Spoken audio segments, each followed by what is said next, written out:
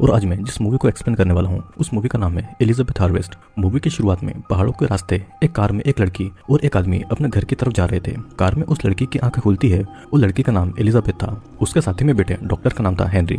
वे दोनों अपने घर जा पहुंचते हैं। हेनरी एलिजाबेथ को घर की मेड क्लेयर और उसके बेटे ओलिवर से इंट्रोड्यूस करवाता है। ओलिवर अंधा था और दोनों डिनर करके अपने रूम में जाते हैं और अपनी शादी की फर्स्ट नाइट को एंजॉय करते हैं। अगली सुबह हेनरी एलिजाबेथ को पूरा घर दिखाता है और सभी रूम में लॉक लगा था जो कि सिर्फ फिंगरप्रिंट से ही खुलता था। घर में एक रूम ऐसा भी था जहाँ पर जाने के लिए हेनरी एलिजाबेथ को मना कर देता है और वो वहीं पर एलिजाबेथ को प्यार करने लगता है। अब क्लेयर उन दोनों के मोमेंट्स को देखकर वहाँ से चली जाती है और रात को हेनरी एलिजाबेथ से कहता है कि वो काम के लिए सुबह ही निकलने वाला है। अगली दोपहर को क्लेयर एलिजाबेथ को लंच के बारे में पूछती है और मौका देखकर एलिजाबेथ क्लेयर से पूछती है कि हेनरी को इतने सारे नोबेल प्राइज मिले हैं और वो इतना बड़ा आदमी है और फिर उसके जैसी सिंपल लड़की से उसने शादी क्यों की है, जिस पर क्लेयर कहती है कि उसे इस बारे में कुछ नहीं पता है। रात के समय एलिजाबेथ देखती है कि ओलिवर और क्लेयर अकेले रात को कहीं पर निकल गए हैं और ये देखने के बाद में एलिजाबेथ सोने का बहुत ट्राई करती है लेकिन वो सो नहीं पाती है।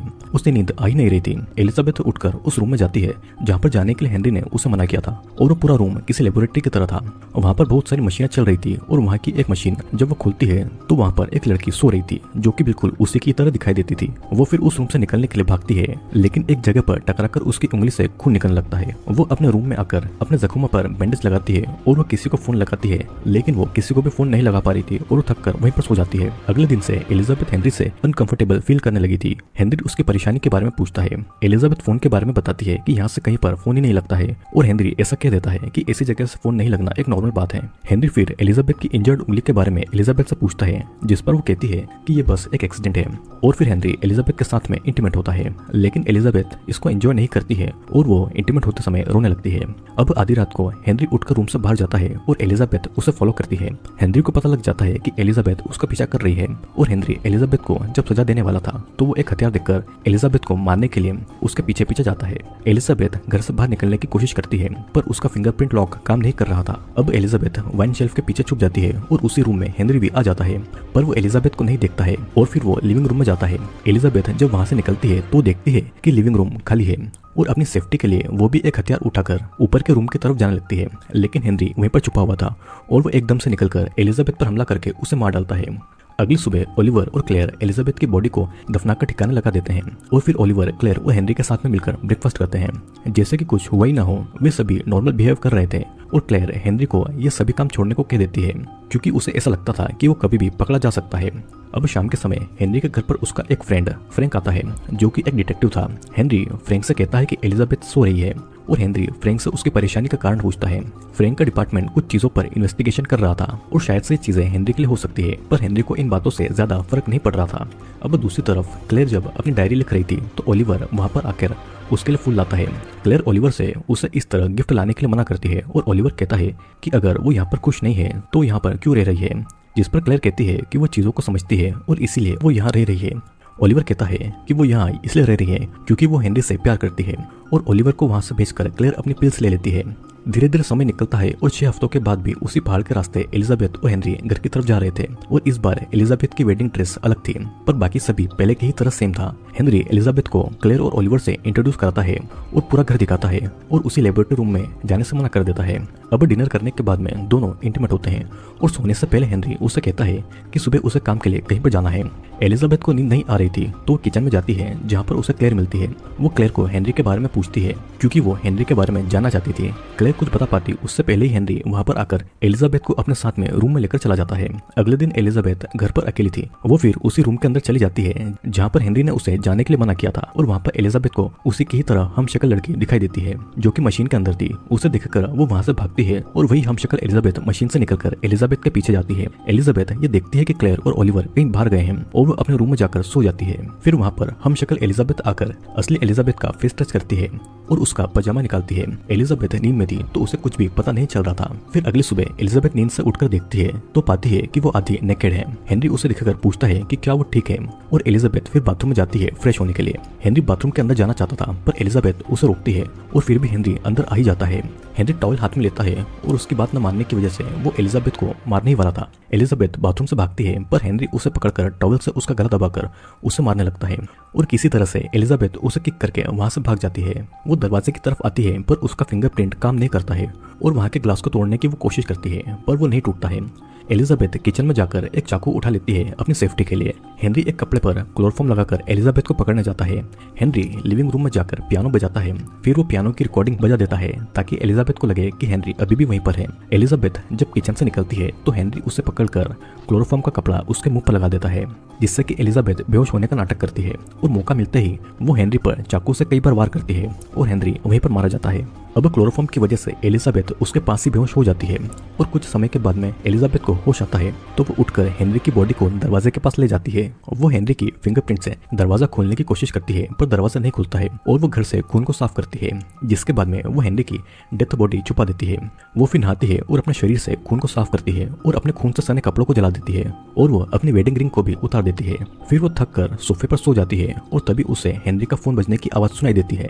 वो जब हेनरी के फोन को देखती है तो उस पर क्लेयर के बहुत सारे मिस कॉल आए हुए थे। फिर एलिजाबेथ 911 पर कॉल कर ये बताती है कि वो अपने घर पर लॉक हो गई है, पर उसके घर का एड्रेस भी उसे नहीं पता था और वो कुछ और बता पाती उससे पहले ही क्लेयर और ओलिवर घर पर आ गए थे।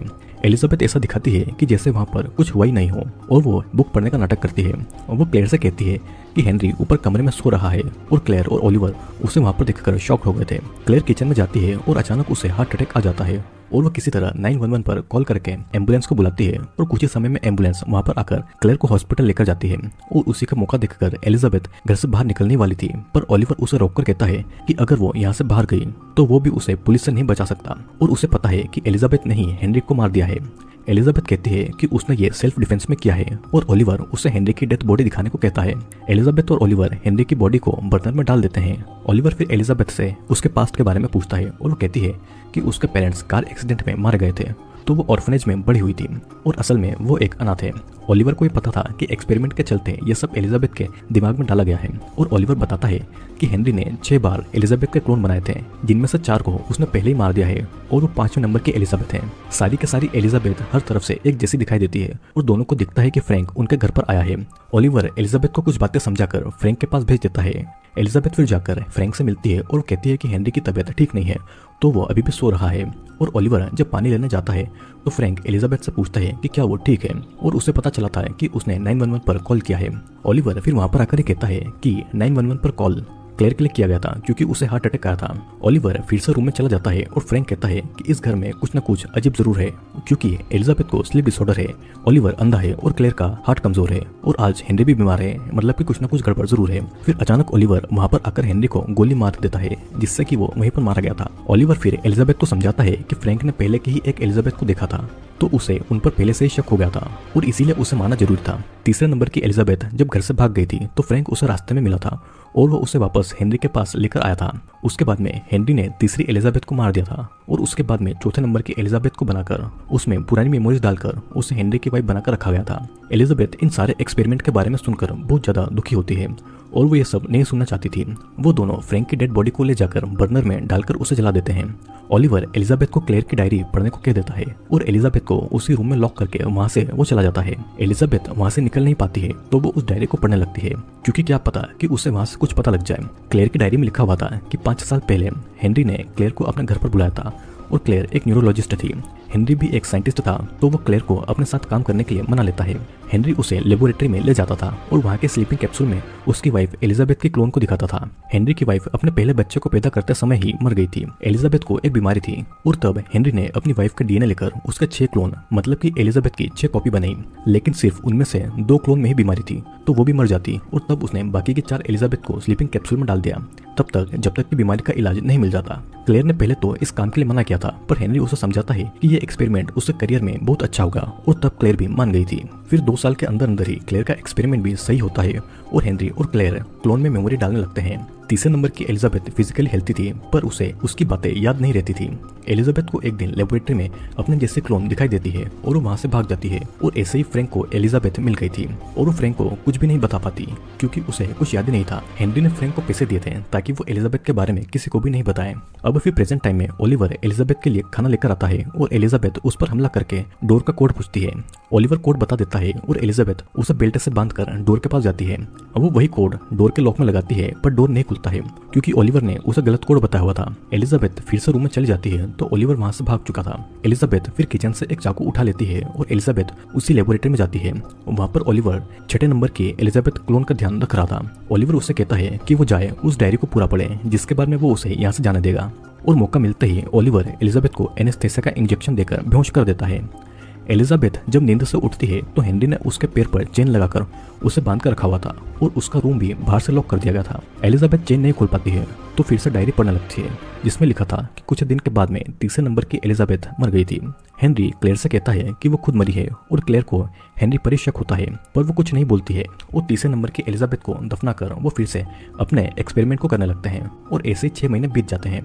हेनरी अब अपने एक्सपेरिमेंट को पूरा होने की पूरी आशा खो देता है और इसी समय क्लेयर और हेनरी करीब आ जाते हैं और दोनों इंटीमेट भी होते हैं। अब प्रेजेंट टाइम में ओलिवर खाना लेकर एलिजाबेथ के पास में आता है और उसे डायरी से क्या पता चला ये पूछता है। एलिजाबेथ कहती है कि अब तक डायरी में उसके बारे में कुछ नहीं लिखा है और ओलिवर बताता है कि क्लेयर ने सही क्लोन बनाया था पर हेनरी ने उसमें हेरफेर की थी। वो जब बोर्डिंग स्कूल में था तभी सारे क्लोन्स तैयार हो गए थे। जब वो 12 साल की उम्र में घर पर आया था तो उसने दूसरे नंबर की एलिजाबेथ को देखा था और उसके मुताबिक वो एलिजाबेथ सबसे ज्यादा सुंदर थी और उसी के बाद ओलिवर अंधा हुआ था। दूसरे नंबर की एलिजाबेथ और ओलिवर बहुत अच्छे दोस्त बन गए थे और तब हेनरी ने जलन में आकर ओलिवर को अंधा कर दिया था क्योंकि वो हेनरी से नफरत करता था। ओलिवर वहां से चला जाता है और एलिजाबेथ फिर से डायरी पढ़ने लगती है जिसमें लिखा था कि क्लेयर ने हेनरी से ब्रेकअप कर लिया था और उसे पता था कि वो कभी भी एलिजाबेथ की जगह नहीं ले सकती है। और एक दिन क्लेयर हेनरी से पूछती है कि वो आखिरकार चाहता क्या है और वो ये एक्सपेरिमेंट क्यों कर रहा है, जिस पर हेनरी कहता है कि वो अपनी पहली वेडिंग नाइट मतलब कि अपनी सुहागरात को बार बार जीना चाहता है। क्लेयर हेनरी से प्यार करती थी तो मजबूरी में उसकी हेल्प करने लगती है और इसी तरह 4 नंबर की एलिजाबेथ भी रेडी हो जाती है। क्लेयर को पता लगता है कि एलिजाबेथ का बच्चा भी उसके साथ में पैदा होते ही मर गया था। दरअसल ओलिवर हेनरी का बेटा नहीं बल्कि वो खुद हेनरी का ही क्लोन है, मतलब कि ओलिवर हेनरी की ही कॉपी है। हेनरी चाहता था कि उसके मरने के बाद भी यंग ओलिवर और यंग एलिजाबेथ साथ में रहे और ये सब जानकर 5वें नंबर की एलिजाबेथ को शौक लगता है कि ओलिवर हेनरी का ही क्लोन यानी कि उसी की कॉपी है। अब दूसरे दिन ओलिवर कैची से डराकर एलिजाबेथ से पूछता है कि उसे डायरी से क्या पता लगा, जिस पर एलिजाबेथ बताती है कि वो हेनरी का क्लोन है लेकिन हेनरी ने ओलिवर को बर्थ सर्टिफिकेट दिया है और उसके हिसाब से वो क्लोन नहीं है। एलिजाबेथ उसे सेड्यूस करती है और कहती है कि वो दोनों अब से साथ रहेंगे और मौका देखकर वो कैची ओलिवर से छीन लेती है और अपने पैरों की चेन को खोल लेती है, जिसके बाद में वो ओलिवर को डोर का कोड पूछती है। वो फिर ओलिवर को मार ही रही थी कि तभी 6 नंबर की एलिजाबेथ आती है। उसने अपनी वेडिंग ड्रेस पहन कर रखी हुई थी और उसके हाथ में एक गन भी थी।